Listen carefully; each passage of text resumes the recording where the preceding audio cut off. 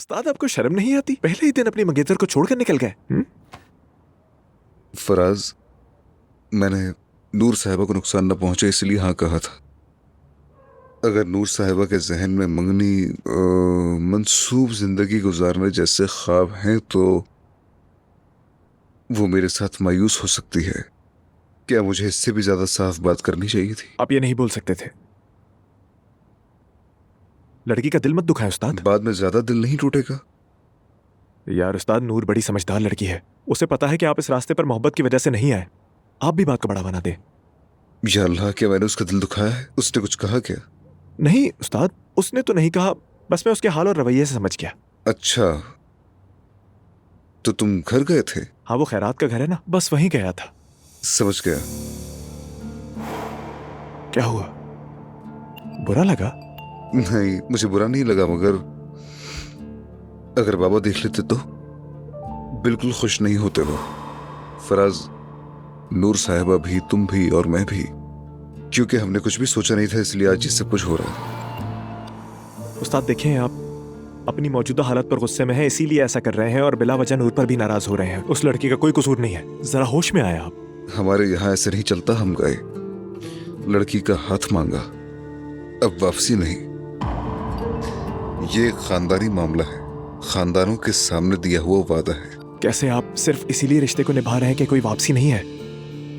क्या नूर उसकी हकदार नहीं है उस्ताद? साफ है कि वो आपको खुश रखने के लिए कुछ भी करेगी उस्ताद।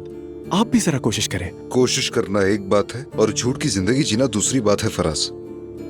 मुझे डर है इस बात का कि नूर साहिबा का तसव्वुर और ख्वाहिश के मुताबिक शौहर नहीं बन सका तो उसे मायूस कर दूंगा।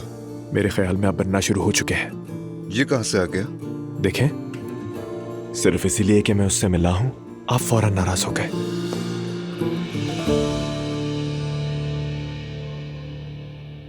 फराज, क्या मैं सच कहूं? जरूर उस्ताद। ये सब जो हो रहा है मुझे बहुत बेमायनी लगता है। मैंने ये फैसला इसलिए किया है ताकि उनके घर वाले कोई गलत फैसला ना करें। ठीक है, कितनी अच्छी बात है। तुम्हारा अब भी उसके लिए जज्बात रखना, यहाँ आकर मेरे और उसके बीच मामला संभालना और अब भी उससे मिलते रहना, फराज, ये गलत है। ये क्या कह रहे हैं उस्ताद?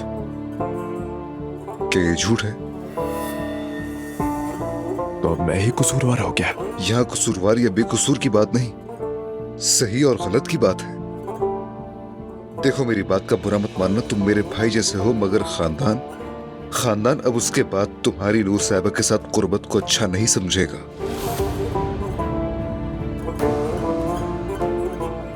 उम्मीद है मेरी बात को समझोगे। समझ गया उस्ताद। इससे बेहतर नहीं समझा सकते थे। मैं इजाजत चाहता हूं। फराज, ऐसा मत करो। तुम मुझसे नाराज हो गए हो? उस्ताद जानते हैं असल मसला क्या है? मैं जिंदगी बस जैसे चल रही है वैसे ही गुजार रहा हूं, ज्यादा संजीदा लिए बगैर। सब कहते हैं हम इस फराज को जो भी कहे वो सब सह लेता है, बर्दाश्त कर लेता है। और ये सिर्फ आप ही नहीं, मेरी अम्मी भी यही कहती हैं।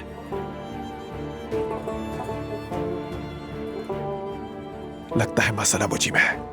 अल्लाह हाफिज। फराज, फिर कभी आऊंगा। फराज,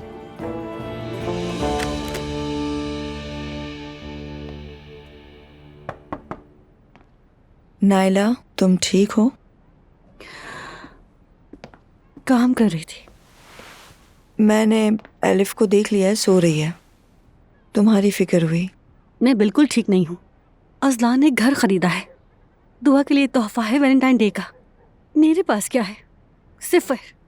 लोग अपने महबूबा को तोहफों में डुबो देते हैं और मैं खुद को देखती हूँ तो मेरे पास कुछ भी नहीं। नैना जान, देखो, ये मवाजना बिल्कुल गैर जरूरी है। बिल्कुल भी नहीं। हम एक ही घर में खाते पीते हैं। मैं अपनी सास के साथ रहकर उनकी हर बात को कानून मानती हूँ। दूसरी तरफ अज़लान दुआ को वैलेंटाइन डे पर घर लेकर दे रहा है। ठीक है, मगर ये उसका मामला है। बिल्कुल नहीं। मेरी माँ का अभी ऑपरेशन हुआ है। अल्लाह सबको जज़ा दे। सबने उनका ख्याल रखा, उनकी मदद की, मगर अब वो चाहते हैं कि मेरी अम्मी जल्द से जल्द ये घर छोड़कर चली जाए। मगर ऐसा क्यों? क्योंकि मेरी अम्मी उनके मयार पर पूरी नहीं उतरती। इस सब में मेरा क्या कसूर है? क्या मैंने ये सब चाहा था? नहीं, तुम नहीं चाहती थी, बिल्कुल नहीं। मगर नाइला, खुदा के लिए दुआ से दुश्मनी मत करो। आप दुआ के मामले में हद से ज्यादा हसास है। जाहिर है क्योंकि वो आपके रिश्तेदार है। आप हर हाल में उसकी दिफा करेंगी।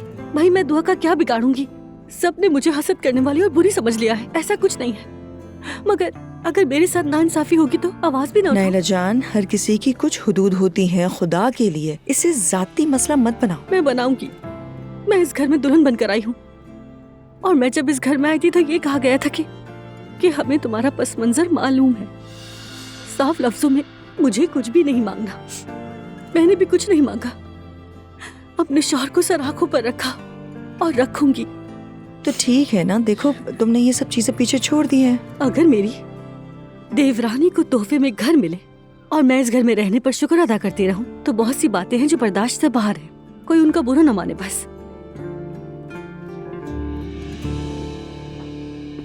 मेरी जान। वैसे जितना मैं डरी हुई थी वैसा नहीं हुआ। मैंने तुमसे कहा था ना कि डरने की कोई बात नहीं है। मगर दोनों खानदान इतने बड़े इम्तिहानों से गुजर चुके हैं कि मतलब अब नॉर्मल हालात में ज़मीन हिला देने वाली खबरें भी कोई ज़्यादा असर नहीं कर पाती हैं। सही कह रही हो, लेकिन सच कहूं तो जनाब, इसके बाद अब मुझे किसी चीज़ की परवाह नहीं है। बस तुम, मैं और हमारा आने वाला बच्चा। बाकी सब मेरे लिए कहानी है। हमारी जिंदगी बहुत खूबसूरत होगी ऐसा महसूस हो रहा है मुझे। वैसे मैंने घर बहुत खूबसूरत लिया है और सामान भी शिफ्ट कर दिया है। बस हमारी बेटी का कमरा देखना था। इतनी जल्दी कैसे? और तुम्हें कैसे पता कि बेटी होगी, ये बता मुझे। पता नहीं, बस न जाने क्यों दिल कह रहा है मेरा। अल्लाह बस सेहतमंद बच्चा पैदा करे। लड़की हो या लड़का मुझे कोई फर्क नहीं पड़ता। ज़ैनब, पता नहीं क्यों मुझे लगता है कि मैं बहुत सी चीजों में देर कर चुका हूँ, जानती हो तुम। जब भी मैंने इस बात पर यकीन किया है कुछ ना कुछ उलट पुलट हुआ है उमर। इसलिए बड़े ख्वाब नहीं देखना चाहती, बड़े दावे नहीं करती। बस तुम पर भरोसा है, तुम्हारे सुपुर्द हूँ। तुम सिर्फ मुझ पर भरोसा रखो, बाकी की फिक्र करना छोड़ दो। जिंदगी हमें जहां भी लेकर जाएगी, हम आखिरी सांस तक एक दूसरे के साथ रहेंगे। किसी पर इतना भरोसा करना असल में बहुत डरावना होता है, मगर उस सब के बावजूद तुम्हारा मेरे साथ होना काबिल कदर है। मेरी जान, हमने कितने ही तूफान साथ झेले हैं, हमें कोई चीज नहीं तोड़ सकी अब तक और न ही तोड़ सकेगी। अब तो हम दोनों के लिए खुशियों के दिन आने वाले हैं। इतनी आजमाइशों के बीच में तुम्हें पाना बड़ा मुआवजा है, जानते हो। और मेरे लिए खुशी तुम हो ज़ैनब, और तुम मेरी। या अल्लाह, क्या ये सब हमारे ही हिस्से में आना था? मुझे समझ नहीं आ रहा कि ऐसे गैर शरई मामलात को मैं कैसे तस्लीम करूं। मैं पागल हो जाऊंगी। क्या आप सबको ये मुनासिब अमल लगता है? मैंने ना जाने कितने खैराती काम किए हैं, कितने खत्म पढ़वाए हैं। इसका आपकी खैरात से कोई ताल्लुक नहीं अम्मी, हर एक की अपनी जिंदगी है। नूर, तुम खामोश रहो। शुक्र है कि हमने तुम्हारा रिश्ता कर दिया है, वरना तुम भी कोई अनोखा काम करके दिखाती। नूर बेटी, उस मोहल्ले में तुम्हारा आना जाना है। खबरदार मैं ना सुनूं कि उस आदमी से तुम उस घर में मिल रही हो। निकाह होने तक शराफत के दायरे में मिलोगी उससे। किस किस्म की बातें कर रहे हैं बाबा? नायला भी ऊपर चली गई, नीचे नहीं आई, और वो हक पर है। अगर एक बीवी को घर लेके देगा तो दूसरी कहेगी मेरा क्या। तुम भी उसके साथ खड़ी होकर हक का झंडा लहराकर मामला ना भड़काओ। मैं अजलान से बात करूंगा, मैं अपने बच्चों के दरमियान इंसाफ करूंगा, तुम फिक्र मत करो। हमारी ऐसी कोई तवक्को नहीं बाबा, अजलान ने तो अपने पैसों से लिया है। लिया है बेटा, मगर उसने वो पैसे कहाँ से कमाए ये कोई नहीं पूछेगा उसे। हर कोई अपनी मर्जी चलाने लग गया है। मैं जानती हूँ ये सब क्या हो रहा है। ऐसे क्यों देख रहे हो अब्दुल्ला साहब? जरूर दुआ ने भड़काया होगा। मैं जानती हूँ उसने दबाव डाला है। नहला भी दिल बर्दाश्ता हो गई थी। आप सबके बाबा हैं और बच्चों के दरमियान ये तवाजुन आपको ही कायम करना है अब्दुल्ला साहब। ओ अम्मी, किस तरह की बातें कर रही हैं खुदा के लिए। सुन लिया ना आपने अब्दुल्ला साहब, मैं अपने बच्चे के साथ कुछ गलत नहीं होने दूंगी, याद रखें। मुस्तफा, तुम्हारा हिस्सा बिल्कुल महफूज है। अजलान ने अपनी जमा पूंजी से लिया है वो घर। और क्या अपनी जमा पूंजी से कुछ भी करने का हक नहीं है मुझे? मुस्तफा हक पर है। हाँ, सभी हक पर है, एक मैं ही हूँ जो हक पर नहीं। ला हौल वला कुव्वत, आपको क्या हो गया है? एक तरफ तुम मुझसे ये कहती हो कि इंसाफ करो, और दूसरी तरफ आपस में एक दूसरे के खिलाफ कुछ छोड़ते नहीं। अगर हसद है तो हसद, रंजिश है तो रंजिश। मगर मैं तुम्हें किसी सूरत भी खुश नहीं कर पा रहा। हम ना हक नहीं हैं अब्दुल्ला साहब, सबके अपने अपने मसाइल होते हैं। सिर्फ एक ही दस्तरखान पे बैठने से इंसाफ नहीं होता। अगर आप एक को ज्यादा देंगे तो दूसरा महरूम रह जाएगा। क्या तुम मुझ पे इल्जाम लगा रही हो कि मैं बाप होते हुए अपने बच्चों के दरमियान इंसाफ नहीं कर सकता? यही कह रही हो तुम? चलो मान लेते हैं आपने कर दिया। असलान का क्या, अपने बारे में ही सोचता है वो, कभी भी मुस्तफा का नहीं सोचा। अजलान ने क्या कर दिया अम्मी, अल्लाह का वास्ता। बस एक घर ही तो लिया है ना अपनी बीवी के लिए। आखिर ये सब इतना बड़ा मसला क्यों बन गया है? देखो तो जरा कैसे वकालत कर रही हो उसकी। तुम सब एक दूसरे के पीछे खड़े हो गए हो। ज़मीर होना चाहिए, ज़मीर। हर कोई अपनी हद पहचाने। बस मरियम बेगम, तुम ज़मीर की बात कर रही हो। ज़मीर इंसान के अपने अंदर होना चाहिए। क्या इन बच्चों को इसलिए पाला था कि ये एक दूसरे को नोचे? सब अपना हक मांग रहे हैं, मगर कोई भी अपने बाप की उलझनों को समझने को तैयार ही नहीं। इसे खानदान कहती हो? हम कोई दावा नहीं कर रहे बाबा, आखिर मैं भी इंसान हूँ। क्या मुझे अपना घर बसाने का कोई हक नहीं है? बेटा, कोई नहीं कह रहा कि हक नहीं है तुम्हारा। अजलान ने वो घर अपनी मेहनत से लिया है, मगर ये मत समझो कि अजलान तुम्हें दबाने की कोशिश कर रहा है। हर कोई अपनी फैमिली के लिए कोशिश कर रहा है। एक दूसरे को अपना दुश्मन मत समझो। मैं यहाँ कोई दुश्मनी नहीं देख रही अब्दुल्ला साहब, मैं ना इंसाफी देख रही हूँ। मैं अपने जिगर के टुकड़े, अपने मासूम बेटे को अपनी आंखों के सामने दुखी देख रही हूँ। इंसाफ एक ऐसा लफ्ज बन गया है जो सबकी जुबान पर तो है, मगर हर कोई इसके मतलब से नावाकिफ है। मुस्तफा बेटा, तुम्हारा हक तुम्हें मिलेगा, जरूर मिलेगा, मगर हक मेहनत से मिलता है। मेहनत करोगे तो हक जरूर मिलेगा, क्यों नहीं मिलेगा? अजलान ने काम किया, मेहनत से अपना रास्ता बनाया। तुम भी आने वाले वक्त में मेहनत से अपना रास्ता बना लोगे, मगर तुम सबको एक दूसरे का सहारा बनना होगा। हर मामले में एक दूसरे का साथ देना होगा, वरना सब खत्म। ठीक है, सहारा जरूर देंगे, मगर एक ले और दूसरा देखता रहे ये नहीं चलेगा। मैं यहाँ बिला वजह नहीं बोल रही। बस बहुत हो गया। बच्चों को एक दूसरे के मुकाबिल खड़ा करना छोड़ दो। अजलान की अपनी जिंदगी है और मुस्तफा की जिंदगी अपनी है, और ये दोनों भाई एक दूसरे के हरीफ नहीं हैं। हम सब एक छत के नीचे इसलिए नहीं रहते कि एक दूसरे के साथ लड़ते रहें। आखिर समझते क्यों नहीं सब? बाबा ठीक कह रहे, मगर सबके इतने गुस्से में होने की वजह ये है कि हमारे खानदान में कुछ बात नहीं होती, फिर सब जमा होकर गुस्सा करने लगते हैं। वक्त आ गया है कि अब सबको अपनी जरूरियात और ख्वाहिशात को खुलकर बयान करना चाहिए। क्या मैं कुछ कह सकता हूँ? मुझे कितना नजरअंदाज किया गया है। पता है, एक वक्त ऐसा था, कहा जाता था मुस्तफा नहीं समझेगा, मुस्तफा नहीं कर पाएगा, मुस्तफा को कुछ नहीं आता। ठीक है, तब मैं नहीं समझता था, मगर बाद में मुझे एहसास हुआ कि अच्छा हुआ मैं नहीं समझता था। मैं इन सारी बातों को नहीं समझता हूँ। ये हिसाब किताब मेरी बिल्कुल समझ में नहीं आता। चाहे मेरा कोई घर हो ना हो, कोई बात नहीं, मुझे इस बात की कोई परवाह नहीं। शायद मैं एक अच्छी माँ नहीं बन सकी। अम्मी प्लीज इस बात को लेकर सबको ब्लैकमेल करना छोड़ दें आप। तुम पर तो अफसोस होता है मुझे। किसके पास घर है किसके पास नहीं, मुझे इससे कोई फर्क नहीं पड़ता। मुझ पर लेबल लगा दिया गया है, ना समझेगा, मगर मैं अब सब कुछ अच्छी तरह समझ गया हूँ। बहुओं ने हमें तोड़ कर रख दिया है। अम्मी, खुदा के लिए यहाँ किसी को कसूरवार मत ठहराएं। अगर हमें किसी ने तोड़ा है तो वो आप लोग हैं। अम्मी, अब ये सब कुछ हद से बढ़ गया है। खुदा के वास्ते अब बहुत हो गया। अम्मी। मुस्तफा। बाबा, खुदा के लिए छोड़ दें, बस नहीं होता तो नहीं होता। इस बात का क्या मतलब बेटा? चले, मैं भी अपने कमरे में जा रही हूँ।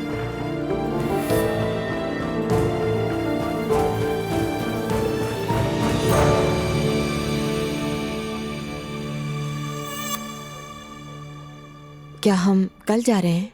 हाँ बिल्कुल, सब कुछ तैयार है। किसी को कुछ बताया तो नहीं है ना तुमने? नहीं बताया मैंने, मगर मैं खुशी से मरी जा रही हूँ। अजलान, तुम्हें नहीं लगता वो बहुत नाराज होंगे?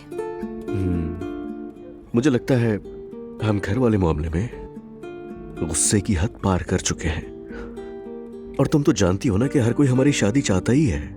अगर अभी नाराज हो भी जाएं तो आखिर में तो सब खुश हो ही जाएंगे, मुझे पता है। लगता है तुम इसी लम्हे का इंतजार कर रहे थे। फौरन कैसे तय कर लिया तुमने सब? तुमने सही का इंतजार कर रहा था मैं, बस वक्त ने मेरा बिल्कुल साथ नहीं दिया। मॉम और उमर अंकल में सुलह हो गई, हमारे मामलात भी ठीक हो गए, बड़ी कीमतें अदा हो गई, मगर आने वाले वक्त से मुझे बहुत ज्यादा उम्मीदें हैं। अजलान, नए घर में जाने के लिए मैं बहुत ज्यादा एक्साइटेड हूँ। जैसे ही प्रोसेस शुरू होगा हम फौरन वापस चले जाएंगे।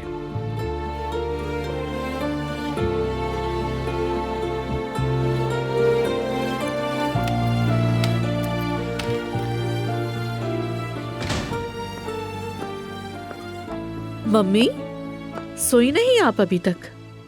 खैरियत तो है? पुरानी यादों में हैं। हाँ, कुछ ऐसा ही है। ये बताओ खाना कैसा रहा? अच्छा था। सबको बहुत झटका लगा वैसे, मगर बात ज्यादातर अजलान के दुआ को घर लेने के गिर्द घूमती रही। असलान ने दुआ को घर लेके दिया है? जी हाँ मम्मी, यकीन नहीं आ रहा ना? और वो भी वैलेंटाइन डे का तोहफा। अरे वाह, अब तो उस घर में सब गड़मट हो जाएगा। मेरे ख्याल में यही बेहतर है कि वो वहां से निकल जाएं, और सबसे दूर रहेंगे तो इस तरह झगड़ों से भी बचे रहेंगे दोनों। अच्छा किया अजलान ने, उसने तो मुझे हैरान कर दिया। बिल्कुल, मुझे भी मम्मी। वो दुआ से किया हुआ अपना हर वादा पूरा कर रहा है, मगर अजलान का अपने खानदान को नजरअंदाज करना आगे चलकर बड़े मसाइल पैदा कर सकता है। और वो कभी नहीं कहेंगे कि उनका बेटा बदल गया है, दुआ को ही कसूरवार ठहराएंगे। बिल्कुल ऐसा ही होगा। हाय, बच्चों के बचपन के दिन कितने अच्छे थे। जी मम्मी, वाकई सच कहती हैं। जरा मुझे भी तो दिखाइए मम्मी माजी की पुरानी यादें। देखो, हमारा पुराना घर नंबर 14। अरे क्या बात है मम्मी, आपको दरवाजे का नंबर भी याद है? बिल्कुल, और तुम कहती हो कि मैं बातें भूल जाती हूँ। अरे मैं तो किरियाने वाले मेहमद को भी याद रखती हूँ। कहीं ऐसा तो नहीं मेरे आने से पहले सब अच्छी तरह से याद कर लिया? एल्बम देखो। ठीक है मम्मी, वो ही देख रही हूँ। मम्मी कितनी खूबसूरत पिक्चर्स है ना।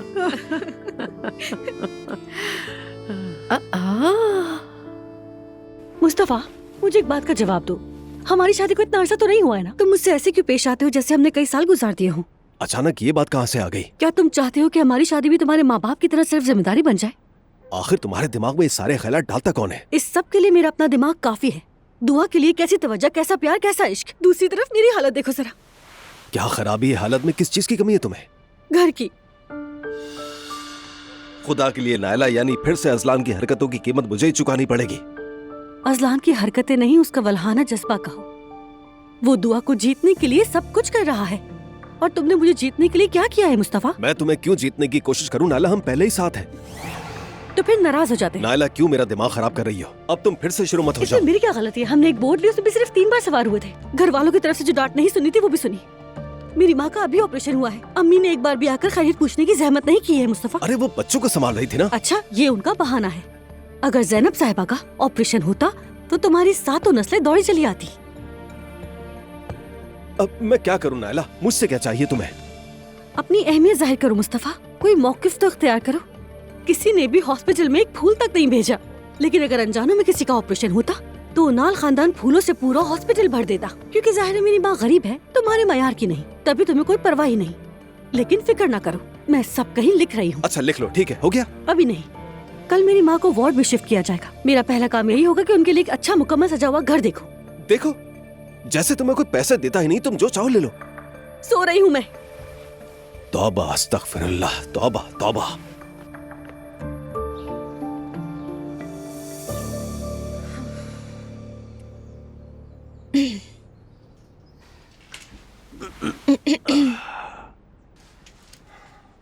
सुनो अजलान, तुम्हें क्या लगता है वो समझ जाएंगे? बिल्कुल भी नहीं। फिलहाल उस बारे में मुझे कोई भी फिक्र नहीं है। दुआ, बहुत प्यारी लग रही हो। शायद मैं पहली शादी के वक्त भी इतनी एक्साइटेड नहीं थी अजलान, क्या बताऊं। मॉम कॉल कर रही हैं। Good morning mom. Good morning जान, कैसी हो? ठीक हूँ, बस नाश्ता करने जा रहे थे हम। दुआ, मैं तो तुम्हें बताना ही भूल गई थी। नानी जवेरिया को बहुत याद कर रही हैं। आज जाते हुए क्या तुम जवेरिया को हमारे पास छोड़ सकती हो? बिल्कुल। यूनिवर्सिटी तो नहीं जा रही, लेकिन छोड़ दूंगी। अच्छा ठीक है, फिर बात होगी। Miss you. ठीक है, miss you too mom. Ajlan, आज का हमारा दिन बहुत अच्छा है। नानी जान जवेरिया को याद कर रही हैं। वैसे भी रास्ते में पड़ता है, जाते हुए उसे छोड़ देंगे, कोई मसला तो नहीं होगा हमारे लिए। बिल्कुल, जरूर, चलो चलते हैं। चलो हाथ पकड़ो मेरा। क्या वाकई? अरे दुआ, मैंने कहा ना, पकड़ लो बस। ठीक है, कुछ नहीं हुआ मुझे, मैं बिल्कुल ठीक हूँ। दर्द हो तो बता देना। चलो ठीक यार।